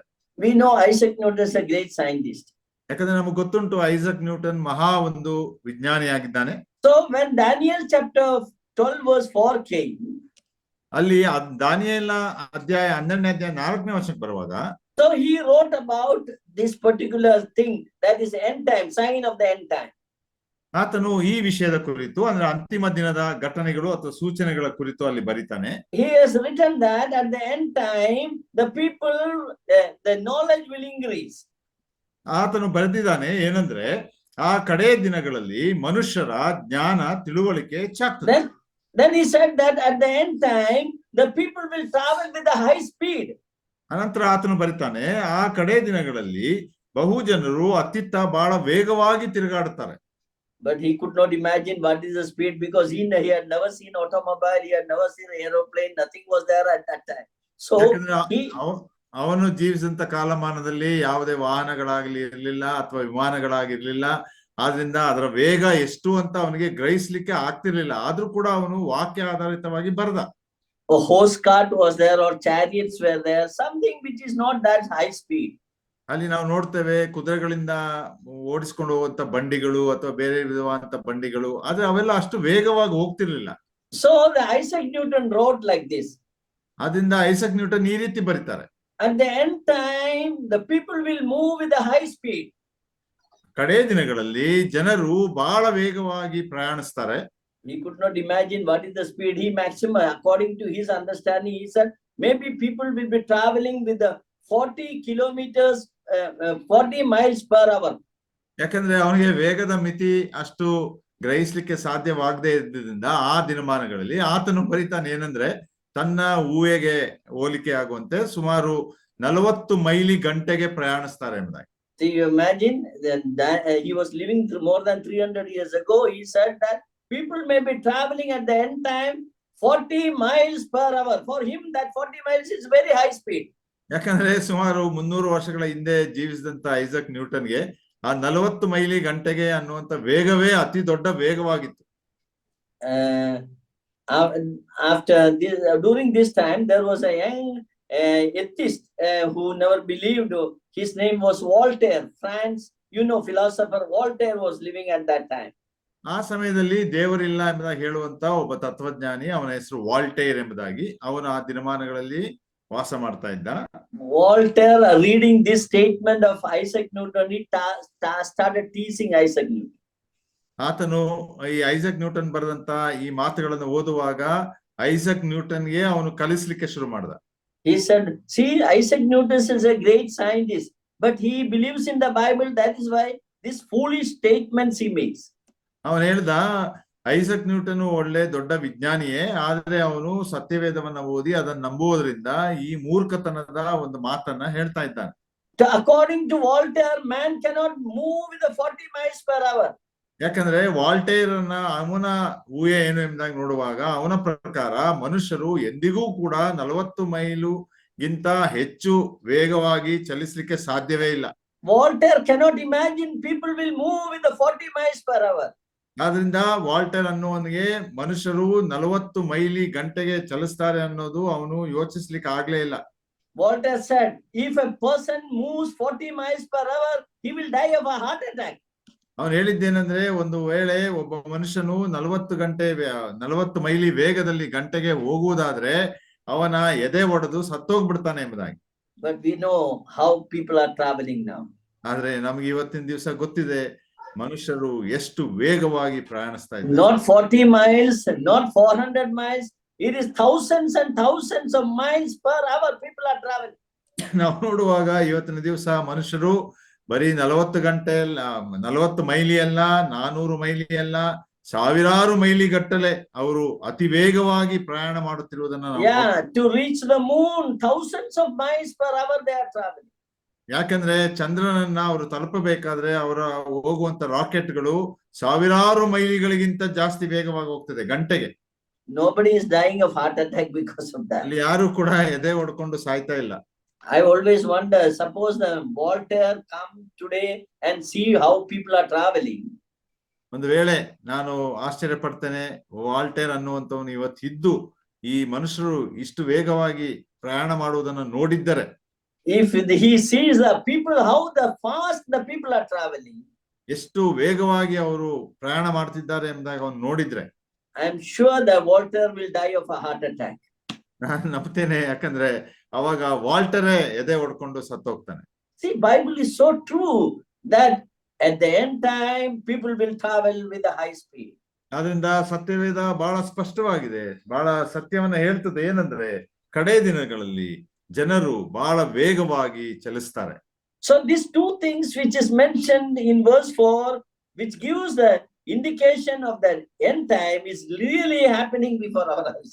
ಅದರಿಂದ ಈ ಎರಡು ವಿಷಯಗಳನ್ನ ಈ 12ನೇ ಅಧ್ಯಾಯದ 4 ವಚನಗಳಲ್ಲಿ ಕೊಟ್ಟಿರುವಂತಹ ಸಂಗತಿಗಳನ್ನು ನೋಡ್ತಾ ಬರುವಾಗ, 4ನೇ ವಚನದಲ್ಲಿ ಹೇಳಿದಂತೆ ಈ ಎರಡು ವಿಷಯಗಳನ್ನ ಗ್ರಹಿಸುವಾಗ ನಾವು ಸ್ಪಷ್ಟವಾಗಿ ತಿಳ್ಕೊಳ್ಬಹುದು. ಏನಂದ್ರೆ ಅಂತ್ಯ ದಿನ ಹತ್ತಿರವಾಗಿದೆ, ಅಥವಾ There are so many things mentioned in the Bible of the end time is happening before our eyes. ಅನೇಕ ವಿಷಯಗಳು ಅಂತಿಮ ದಿನದ ಕುರಿತು ಬರೆಯಲ್ಪಟ್ಟಿದೆ ಸತ್ಯವೇದದಲ್ಲಿ. ಆ ವಿಷಯಗಳು ನಮ್ಮ ಕಣ್ಣು ಮುಂದೆಯೇ ನಡೆಯುತ್ತಾ ಉಂಟು. You know, one more thing I will tell you and conclude the meeting today, because there are so many things are there. One more thing I will point out. ಇನ್ನೂ ಅನೇಕ ವಿಷಯಗಳಿದೆ, ಆದ್ರೆ ಇನ್ನೊಂದು ವಿಷಯವನ್ನ ಹೇಳಿ ನನ್ನ ಈ ಸಂದೇಶವನ್ನು ಮುಗಿಸ್ತೇನೆ. See, in the Bible, very clearly suggesting that at the end time, the Babylon will be rebuilt again. ನಾವು ಸತ್ಯವೇದದಲ್ಲಿ ನೋಡ್ತೇವೆ, ಕಡೆ ದಿನಗಳಲ್ಲಿ ಬಾಬೇಲ್ ದೇಶ ಈಗ ಹಾಳಾಗಿದೆ, ಅದು ಅಂತಿಮ ದಿನಗಳಲ್ಲಿ ಪುನರ್ಸ್ಥಾಪಿಸಲ್ಪಡ್ತದೆ. And the Babylon, today we know it is speaking about the Iraq.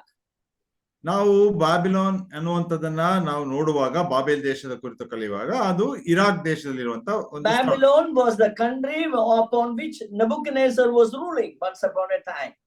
ಒಂದು ಕಾಲಮಾನದಲ್ಲಿ ನೆಬೂಕದ್ನೆಚ್ಚರನು ಆಳಿದಂತ ಆ ಸ್ಥಳ ಬಾಬೇಲ್ ದೇಶ. And in the book of Revelation, we see the judgment that is going to come upon the Babylon. ನಾವು ಪ್ರಕಟಣೆ ಪುಸ್ತಕ 18ನೇ ಅಧ್ಯಾಯದಲ್ಲಿ ನೋಡ್ತೇವೆ, ಆ ಬಾಬೇಲಿನ ಮೇಲೆ ದೇವರ ತೀರ್ಪು ಪ್ರಕಟಗೊಳ್ಳುವಂತ ಒಂದು ದಿನ ಬರ್ತದೆ. Revelation chapter 17, we see the judgment upon the religious Babylon is coming. ನಾವು 17ನೇ ಅಧ್ಯಾಯ ಪ್ರಕಟಣೆ ಕಲಿಯುವಾಗ ನಾವು ಅಲ್ಲಿ ಕಲಿಯುವುದೇನೆಂದ್ರೆ, ಧಾರ್ಮಿಕವಾದ ಬಾಬೇಲ್ ಮೇಲೆ ದೇವರ ತೀರ್ಪು ಬರ್ತದೆ. Whereas in chapter 18, we see the judgment of God is falling upon the commercial Babylon. ಆದ್ರೆ 18ನೇ ಅಧ್ಯಾಯಕ್ಕೆ ಬರುವಾಗ ನಾವು ಅಲ್ಲಿ ಕಲಿಯುತ್ತಾ ಬರುವುದೇನೆಂದ್ರೆ, ಅದೇ ಬಾಬೇಲ್ ಅನ್ನುವಂಥದ್ದು ಈಗ ಅದು ವ್ಯವಹಾರದಲ್ಲಿ ತೊಡಗಿಸಿಕೊಂಡಿರುವಂತ ಒಂದು ಬಾಬೇಲ್, ಅಂದ್ರೆ ಕಮರ್ಷಿಯಲ್ ಬಾಬೇಲ್ ನೋಡ್ತೇವೆ. I was always searching where this Babylon is going to be rebuilt. It has to be, especially in chapter 18, a commercial Babylon has to be rebuilt again. ಯಾಕಂದ್ರೆ ನಾನು ಕೂಡ ಹುಡುಕ್ತಾ ಇದ್ದೆ, ಈ ಬಾಬೇಲ್ ಅನ್ನುವಂಥದ್ದು ಎಲ್ಲಿ ಅದು ಮತ್ತೆ ಪುನರ್ಸ್ಥಾಪಿಸಲ್ಪಡ್ತದೆ. ಯಾಕಂದ್ರೆ ಬಿಸ್ನೆಸ್ಗಳು ವ್ಯವಹಾರದಲ್ಲಿ ತೊಡಗಿಸಿಕೊಂಡಂತ ಒಂದು ಬಾಬೇಲ್ ದೇಶದ ಉತ್ಪತ್ತಿ ಆಗಬೇಕು. That is going to be the capital of the commercial activity of the whole world. ಯಾಕಂದ್ರೆ ಅದು ಒಂದು ವೇಳೆ ಪ್ರಪಂಚದಲ್ಲೆಲ್ಲ ನಡೆಯುವಂತ ವ್ಯವಹಾರಗಳಿಗೆಲ್ಲ ಅದು ಒಂದು ರಾಜಧಾನಿಯಾದಂತ ಒಂದು ಸ್ಥಳ. In Revelation chapter 18, verse 12 to 13, we see the various commodities, various items that is going to be sold in that place. ನಾವಿಲ್ಲಿ 18ನೇ ಅಧ್ಯಾಯ 12ನೇ ವಚನದಿಂದ 13ನೇ ವಚನ ನೋಡುವಾಗ, ಆ ಪುನರ್ಸ್ಥಾಪಿಸಲ್ಪಟ್ಟಂತ ಬಾಬೇಲಿನಲ್ಲಿ ಅನೇಕ ತರವಾದ ವಸ್ತುಗಳು ಅಥವಾ ಬೇರೆ ಬೇರೆ ಸಂಗತಿಗಳು ಮಾರಾಟ ಮಾಡಲ್ಪಡುವುದನ್ನ ನಾವು ನೋಡ್ತೇವೆ. A long list is given there, and in that list it is interesting. ಅಲ್ಲಿ ಒಂದು ದೊಡ್ಡ ಪಟ್ಟಿ ಕೊಡಲ್ಪಟ್ಟಿದೆ. ಅದರಲ್ಲಿ ಬಹಳ ಆಸಕ್ತಿ ಮೂಡಿಸುವಂತ ಒಂದು ವಿಷಯವೇನೆಂದ್ರೆ, in verse 13 at the end we read that human body parts are going to be sold in that city. ಅಲ್ಲಿ ನಾವು 13ನೇ ವಚನದ ಕಡೆ ಭಾಗದಲ್ಲಿ ನಾವು ನೋಡ್ತಾ ಬರುವುದೇನೆಂದ್ರೆ, ಮನುಷ್ಯನ ದೇಹದ ಭಾಗಗಳನ್ನ ಸರಕಾಗಿ ಮಾರಲ್ಪಡುವಂತದ್ದು. I don't know what is the Kannada translation. Verse 13, the last two items, you read that. ಮನುಷ್ಯ ಪ್ರಾಣ ಇವೇ ಮೊದಲಾದ ನಮ್ಮ ಸರಕುಗಳು. ಮನುಷ್ಯ ಪ್ರಾಣ, commodity. man is a commodity, human resource. That is what it means. ಅಲ್ಲಿ ಕೊಡಲ್ಪಟ್ಟಂತ ಅರ್ಥ ಇಂಗ್ಲಿಷ್ ಅಲ್ಲೂ ಕೂಡ ನಾವು ನೋಡ್ತಾ ಬರುವಾಗ, ಮನುಷ್ಯನೇ ಒಂದು ಸರಕು ಆಗ್ಬಿಡ್ತಾನೆ. But in other translation, in Malayalam, it is Manusha Deham. That is, human body parts are going to be sold there. Malayalam ತರ್ಜುಮೆಯಲ್ಲಿ ನಾವು ನೋಡ್ತಾ ಬರುವಾಗ ಅಲ್ಲಿ ಮನುಷ್ಯನ ದೇಹದ ಭಾಗಗಳನ್ನ ಸಾಮಾನುಗಳಾಗಿ ಅಥವಾ ಸರಕುಗಳಾಗಿ ಮಾರಾಟ ಮಾಡಲ್ಪಡ್ತದೆ.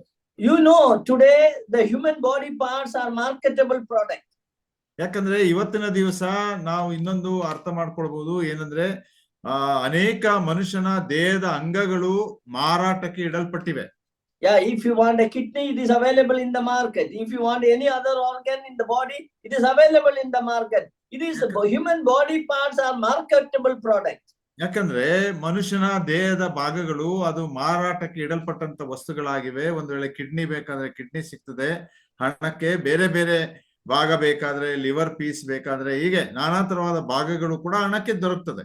So a long list of things are mentioned what is going to be sold in this city of Babylon. ನೋಡ್ರಿ, ಇಲ್ಲಿ 18ನೇ ಅಧ್ಯಾಯ ಪ್ರಕಟಣೆಯಲ್ಲಿ ಅನೇಕ ದೊಡ್ಡ ಪಟ್ಟಿ ಕೊಡಲ್ಪಟ್ಟಿದೆ. ಆ ಪಟ್ಟಿಯಲ್ಲಿರುವಂತ ಅನೇಕ ಸಾಮಗ್ರಿಗಳನ್ನ, ವಸ್ತುಗಳನ್ನ ಆ ದಿನಗಳಲ್ಲಿ ಸರಕುಗಳಾಗಿ ಮಾರಾಟ ನಡೀತದೆ. In the book of Zechariah, in the book of Zechariah chapter 5, ಜಕರೀಯನ ಗ್ರಂಥ, ಪ್ರವಾದನೆ ಗ್ರಂಥ 5ನೇ ಅಧ್ಯಾಯ, you read it. There we see that very clearly the prophet is going to make a statement that at the end time there is going to be a commercial city in the land of Shinar. ನಾವಲ್ಲಿ ಸೀನಾರ್ ದೇಶದ ಪ್ರಾಂತ್ಯದಲ್ಲಿ ನಾವು ನೋಡ್ತೇವೆ ಒಂದು ವಾಣಿಜ್ಯ ನಗರವನ್ನ ಆ ಪ್ರಾಂತ್ಯದಲ್ಲಿ ಇರುವಂತದ್ದನ್ನ ಜಕರೀಯನು 5ನೇ ಅಧ್ಯಾಯದಲ್ಲಿ ಪ್ರಕಟಪಡಿಸ್ತಾನೆ. So a land, Shinar is the Iraq or the Babylon. In the land of Shinar there is going to be a commercial city at the end time.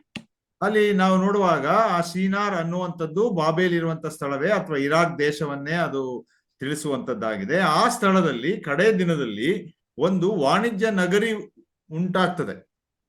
From my childhood onwards, when I studied the prophecy, I was always looking at the Middle East where this city is going to come. ನಾನು ಸಣ್ಣ ಹುಡುಗನಾಗಿದ್ದಾಗ್ಲೂ ಅನಂತರ ಕಲಿಯುವಾಗಲೂ ಕೂಡ ನಾನು ಹುಡುಕ್ತಾ ಇದ್ದೆ ಎಲ್ಲಿ ಈ ನಗರ ಬರ್ತದೆ ಎಂಬುದಾಗಿ. But recently, ಆದ್ರೆ ಇತ್ತೀಚೆಗೆ, you know, there's developing a huge city in the Middle East. ಮಧ್ಯ ಪ್ರಾಂತ್ಯದಲ್ಲಿ ಅಂದ್ರೆ ಈ ಇಸ್ರಾಯೇಲ್ ಅಥವಾ ಅಬುದಾಬಿ, ಕುವೈಟ್ ಎಲ್ಲ ಇರುವಂತಹ ಪ್ರಾಂತ್ಯದಲ್ಲಿ ಒಂದು ದೊಡ್ಡ ನಗರ ಸ್ಥಾಪನೆ ಆಗ್ತಾ ಉಂಟು. The city is primarily built by Saudi Arabia. ಆ ಒಂದು ನಗರವನ್ನ ಪ್ರಾಮುಖ್ಯವಾಗಿ ಸೌದಿ ಅರೇಬಿಯಾದವರು ಕಟ್ಟುತ್ತಾ ಇದ್ದಾರೆ. The name of the city is Neom. You might have heard about it. ಆ ನಗರದ ಹೆಸರು ವಾಟ್ ಬ್ರದರ್? ನಿಯೋಮ್. ನಿಯೋಮ್ ಅನ್ನುವಂಥದ್ದು ಆ ನಗರದ ಹೆಸರು. Neom means new future.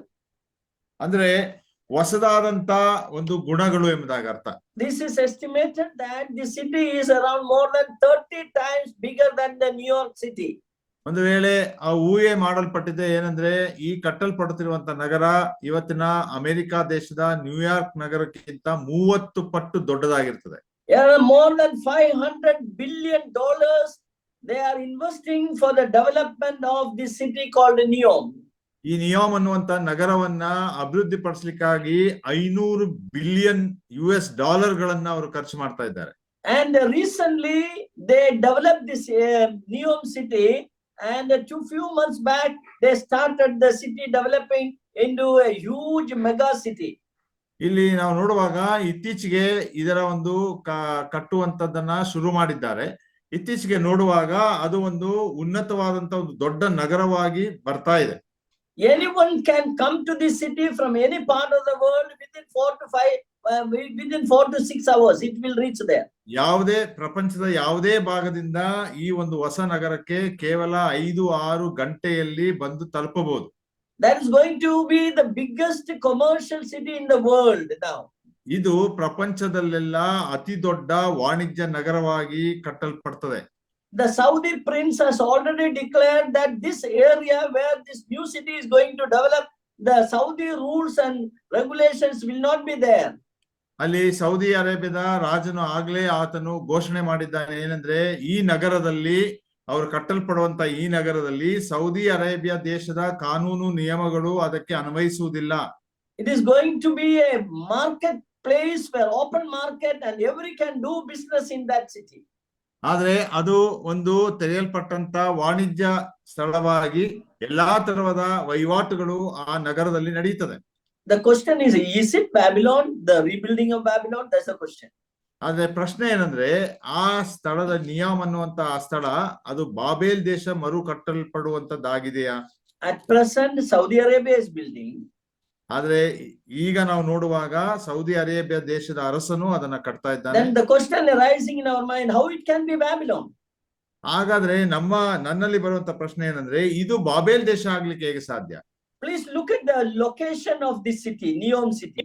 ನೋಡ್ರಿ, ಈ ಒಂದು ಮ್ಯಾಪ್ ಅಲ್ಲಿ ಕೊಟ್ಟಿರುವಾಗ ಅದನ್ನ ನೋಡ್ರಿ, ಈ ನಿಯಾಮ್ ಸಿಟಿ ಅನ್ನುವಂತ ಒಂದು ಸ್ಥಳ ಎಲ್ಲಿದೆ ಎಂಬುದಾಗಿ. See, look at that. It is geographically near Saudi Arabia. ಅದು ಭೌಗೋಳಿಕವಾಗಿ ನೋಡುವಾಗ ಸೌದಿ ಅರೇಬಿಯಾದ ಪಕ್ಕದಲ್ಲೇ ಇದೆ. The nearby countries are Egypt, Jordan, Israel. You look at that. ಅನಂತರ ಅದ್ರ ಅಕ್ಕಪಕ್ಕ ಇರುವಂತ ದೇಶಗಳು ಯಾವ್ದು ಎಂಬುದಾಗಿ ಹೇಳುವಾಗ ಇಸ್ರಾಯೇಲ್ ದೇಶ, ಐಗುಪ್ತ ದೇಶ ಮತ್ತು Jordan. It is a long seaside or a sea. The border is there. The seashore is there in that city. You look at that. ಅದಕ್ಕೆ ಸಮುದ್ರದ ಅತಿ ದೊಡ್ಡದಾದಂತ ಮೇರೆ ಇರುವುದನ್ನ ನೋಡ್ತೇವೆ. So lot of commodities that is going to be sold there. ಅಲ್ಲಿ ಅನೇಕ ಸರಕುಗಳನ್ನ ಮಾರಾಟ ಮಾಡಲ್ಪಡುತ್ತದೆ. Now please keep this mind, the Neom city in Saudi Arabia, but historically where this city is coming, look at that. ಆದ್ರೆ ಅದನ್ನ ನಾವು ಮನಸ್ಸಿನಲ್ಲಿ ಇಟ್ಕೊಳ್ಳೋಣ, Saudi ಅರೇಬಿಯಾದಲ್ಲಿ ಈ ಒಂದು ನಗರ ಕಟ್ಟಲ್ಪಡ್ತಾ ಇದೆ ಆದ್ರೆ ಚಾರಿತ್ರಿಕವಾಗಿ ಈ ಒಂದು ನಗರ ಎಲ್ಲಿದೆ? Look at this map which I had drawn here. ಇಲ್ಲಿ ಒಂದು ಕೊಡಲ್ಪಟ್ಟಂತ ಆ ಒಂದು ನಕ್ಷೆಯನ್ನ ನೋಡ್ರಿ. This is the old Babylon city, the land of Shinar. ನಾವಿಲ್ಲಿ ನೋಡುವಾಗ ಶಿನಾರ್ ದೇಶದಲ್ಲಿರುವಂತ ದಾನಿಯೇಲನ ಸಮಯದಲ್ಲಿ ಇದ್ದಂತ ಆ ಒಂದು ಬಾಬೇಲ್ ದೇಶ. This is the land on which the Nebuchadnezzar was ruling. ಈ ದೇಶದಲ್ಲಿಯೇ ನೆಬೂಕದ್ನೆಚ್ಚರನು ಆಳ್ವಿಕೆ ಮಾಡ್ತಾ ಇದ್ದದ್ದು. Look at that. I have marked there at the corner the Neom. You see, notice that. ಅಲ್ಲಿ ಮೂಲೆಯಲ್ಲಿ ಒಂದು ಕಡೆ ಅವರು ಮಾರ್ಕ್ ಮಾಡಿದ್ದಾರೆ, ಏನಂದ್ರೆ ನಿಯೋಮ್ ಅನ್ನುವಂತ ಒಂದು ಸ್ಥಳ. That means the today's Neom city originally was a part of the Babylonian empire. ಅಂದ್ರೆ ಇರಾಕದಲ್ಲಿದ್ದಂತ ಆ ಬಾಬೇಲ್ ಸಾಮ್ರಾಜ್ಯದ ಒಂದು ಭಾಗವೇ ಈ ನಿಯೋಮ್ ಅನ್ನುವಂಥದ್ದು ಕೂಡ ಆಗಿದೆ. If we consider that as a part of the Babylonian kingdom, we can say that the biblical prophecy is fulfilling before our eyes. ಒಂದು ವೇಳೆ ಈ ನಿಯೋಮ್ ಅನ್ನುವಂಥದ್ದು ಚಾರಿತ್ರಿಕ ಬಾಬೇಲ್ ದೇಶದ ಒಂದು ಭಾಗವಾಗಿದೆ ಅನ್ನುವುದಾದರೆ ನಮ್ಮ ಕಣ್ಣ ಮುಂದೆಯೇ ದೇವರ ವಾಕ್ಯದ ಪ್ರವಾದನೆಗಳು ನೆರವೇರ್ತಾ ಇದೆ. I personally believe that probably the development of Neom is the development of the Babylon as per the Bible. ಆದ್ರಿಂದ ನಾನು ವೈಯಕ್ತಿಕವಾಗಿ ನಂಬುವುದೇನೆಂದ್ರೆ ಈ ನಿಯೋಮ್ ಅನ್ನುವಂಥದ್ದು ಅಭಿವೃದ್ಧಿಗೊಳ್ಳುವಾಗ ಅದು ಬೈಬಲ್ ಅಲ್ಲಿ ಸತ್ಯವೇದದಲ್ಲಿ ಹೇಳಲ್ಪಟ್ಟಿರುವಂತಹ ಬಾಬೇಲ್ ದೇಶದ ಭಾಗವೇ. As a huge city, unimaginable from the human mind, that is going to happen is controlled by artificial intelligence. ನೋಡ್ರಿ, ನಾವು ಊಹಿಸಲಾರದಂತ ಅತಿ ದೊಡ್ಡದಾದಂತ ಉನ್ನತವಾದಂತ ಒಂದು ನಗರ, ಅದು ಕೃತಕ ಜ್ಞಾನದೊಂದಿಗೆ ಕಟ್ಟಲ್ಪಡುತ್ತಿರುವಂತಹ ಒಂದು ನಗರ ಅದಾಗಿದೆ. See, look at the items which they are going to sell. ನೋಡ್ರಿ, ಅಲ್ಲಿ ಮಾರಾಟ ಮಾಡಲ್ಪಡುವಂತ ಸರಕುಗಳು ಯಾವ್ದು ನೋಡ್ರಿ. See, this last item, you notice that human bodies are going to be sold there. ನಾವಲ್ಲಿ 13ನೇ ಅಧ್ಯಾಯ ವಚನದ ಕಡೆ ಭಾಗದಲ್ಲಿ ನೋಡ್ತಾ ಬಂದು ಪ್ರಕಟಣೆ ಗ್ರಂಥ 18ನೇ ಅಧ್ಯಾಯ, ಅಲ್ಲಿ ಮನುಷ್ಯನ ಭಾಗಗಳು ಮಾರಲ್ಪಡ್ತದೆ ಎಂಬುದಾಗಿ. Yeah, recently the Saudi prince has inaugurated this city. Look at that. Imagine a traditional city and consolidating its footprint, designing to protect and enhance nature. The line will be home to 9 million residents and will be built with a footprint of just 34 square kilometers. And we are designing it to provide a healthier, more sustainable quality of life. The line's communities are organized in 3 dimensions. Residents have access to all their daily needs within 5-minute walk neighborhoods. And the line's infrastructure makes it possible to travel end to end in 20 minutes with no need for cars, resulting in 0 carbon emissions. By leveraging AI technology, services are autonomous, saving you time and effort. Brother, it is muted. It is muted. Brother, your microphone muted.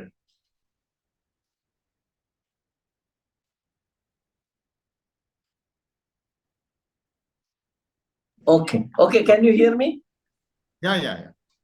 Now you see, you can go to YouTube and find out this. So many things are spoken about Neom city. ನಾವು ಯೂಟ್ಯೂಬ್ಗೆ ಹೋಗಿ ಅದನ್ನೆಲ್ಲ ಹುಡುಕುವಾಗ ಈ ನಿಯೋಮ್ ನಗರ ಅನ್ನೋದ್ರ ಬಗ್ಗೆ ಅನೇಕ ವಿಷಯಗಳು ಬರೆಯಲ್ಪಟ್ಟಿವೆ. Bible very clearly says at the end time the Babylon is going to be rebuilt again. ಅದರಿಂದ ಸತ್ಯವೇದ ಬಹಳ ಸ್ಪಷ್ಟವಾಗಿ ಹೇಳ್ತದೆ, ಕಡೆ ದಿನಮಾನಗಳಲ್ಲಿ ಬಾಬೇಲ್ ದೇಶ ಪುನರ್ಸ್ಥಾಪಿಸಲ್ಪಡ್ತದೆ. A huge city is going to be built, a commercial city is going to be built in the Babylon, in the old Babylon. ಒಂದು ಮಹಾನಗರ ಅಥವಾ ಒಂದು ದೊಡ್ಡ ವಾಣಿಜ್ಯ ನಗರ ಆ ಹಳೆ ಬಾಬೇಲ್, ಚಾರಿತ್ರಿಕ ಬಾಬೇಲ್ ಎನ್ನುವಂತಹ ಸ್ಥಳಕ್ಕೆ ಅಂಟುಕೊಂಡ ಹಾಗೆ ಒಂದು ಬೆಳವಣಿಗೆ ಆಗ್ತಾ ಇದೆ. Probably this city, Neom city, maybe that Babylon city rebuilding again. ಅದರಿಂದ ಒಂದು ವೇಳೆ ಈ ನಿಯೋಮ್ ಸಿಟಿ ಅನ್ನುವಂಥದ್ದೇ ದೇವರ ವಾಕ್ಯದಲ್ಲಿ ಹೇಳಿರುವಂತಹ ಬಾಬೇಲ್ ದೇಶದ ಒಂದು ಮರು ಉತ್ಪತ್ತಿ. Bible very clearly says that that city is going to be destroyed by atomic explosion. ಅಲ್ಲಿ ಸತ್ಯವೇದ ಸ್ಪಷ್ಟವಾಗಿ ಹೇಳ್ತದೆ, ವಾಣು ಬಾಂಬ್ಗಳಿಂದ ಆ ಬಾಬೇಲ್ ದೇಶ ಸಂಪೂರ್ಣವಾಗಿ ನಾಶವಾಗ್ತದೆ ಎಂಬುದಾಗಿ. Zechariah chapter 14 verse 12 very clearly suggests that this city is going to be destroyed by atomic explosion. ಜಕರೀಯನ ಪುಸ್ತಕ 14ನೇ ಅಧ್ಯಾಯ ನಾವು ಓದ್ತೇವೆ, ಅಲ್ಲಿ 12ನೇ ವಚನ ಸ್ಪಷ್ಟವಾಗಿ ಬರೆಯಲ್ಪಟ್ಟಿದೆ, ಈ ದೇಶ ನಾಶವಾಗ್ತದೆ ಎಂಬುದಾಗಿ. Revelation chapter 18 also we see suddenly destroyed. It is possible only by an atomic explosion. ನಾವು ಪ್ರಕಟಣೆ 18ನೇ ಅಧ್ಯಾಯದಲ್ಲೂ ನಾವು ನೋಡ್ತೇವೆ, ತುರ್ತಾಗಿ ಅಥವಾ ಅಚಾನಕ್ಕಾಗಿ ಆ ದೇಶ ನಾಶ ಮಾಡಲ್ಪಡ್ತದೆ. Why that destruction comes? Because they destroyed Jerusalem. ಯಾಕೆ ಆ ಒಂದು ನಾಶನ ಬರ್ತದೆ ಎಂಬುದಾಗಿ ನೋಡುವಾಗ, ಯಾಕಂದ್ರೆ ಅವರು ದೇವರ ಪಟ್ಟಣವಾದಂತ ಯೆರೂಸಲೇಮನ್ನ ನಾಶನ ಮಾಡಿದರು. Babylon was the first country that destroyed Jerusalem. Babel ದೇಶವೇ ನಾವು ಓದುವಂತೆ ದೇವರ ವಾಕ್ಯದಲ್ಲಿ ಮೊಟ್ಟ ಮೊದಲು ಯೆರೂಸಲೇಮನ್ನ ಬೆಂಕಿ ಹಾಕಿ ಸುಟ್ಟಿ ದೇವಾಲಯ ನಾಶ ಮಾಡಿದಂತವರು ಬಾಬೇಲ್ ದೇಶ. So God has clearly mentioned at the end time that Babylon will be destroyed by atomic explosion. ಅದನ್ನ ದೇವರು ಬಹಳ ಸ್ಪಷ್ಟವಾಗಿ ತಿಳಿಸಿದ್ದಾನೆ ವಾಕ್ಯದಲ್ಲಿ. ಏನಂದ್ರೆ ಕಡೆ ದಿನಗಳಲ್ಲಿ ಆ ಬಾಬೇಲ್ ನಗರ ಅಣು ಬಾಂಬುವಿನಿಂದ ಅದು ನಾಶವಾಗ್ತದೆ. My time is up, so I am concluding. ನನ್ನ ಸಮಯ ದಾಟಿದೆ, ಆದ್ರಿಂದ ನಾನು ಇಲ್ಲಿಗೆ ನಿಲ್ಲಿಸ್ತೇನೆ. So there are a lot of things which is we can see around which suggest that we are living at the end time. ಅದರಿಂದ ಅನೇಕ ಸಂಗತಿಗಳು, ವಿಷಯಗಳು ನಾವು ನಮ್ಮ ಸುತ್ತಮುತ್ತಲೇ ನಾವು ಅದನ್ನು ನೋಡಿ ಗ್ರಹಿಸಬಹುದು, ಅನಂತರ ತೀರ್ಮಾನಿಸಬಹುದು ಏನಂದ್ರೆ ನಾವು ಅಂತ್ಯ ದಿನಗಳಲ್ಲಿ ವಾಸ ಮಾಡ್ತಾ ಇದ್ದೇವೆ. May God help us to have more faith in the word of God. Believe that we are living at the end time. The coming of the Lord is very near. ಅದರಿಂದ ನಾವು ಈ ಕಡೆಗಾಲದಲ್ಲಿ ಜೀವಿಸ್ತಾ ಇದ್ದೇವೆ ಅನ್ನುವುದನ್ನ ನಾವು ನಂಬುವಂತವರಾಗಿ ಹಾಗೂ ಆ ದೇವರ ವಾಕ್ಯಗಳ ಮೇಲೆ ನಾವು ಹೆಚ್ಚಾಗಿ ನಂಬಿಕೆ ಇಡುವಂತೆ ದೇವರು ನಮಗೆ ಸಹಾಯವನ್ನ ಮಾಡುವಂತವನು ಆಗಿರ್ಲಿ.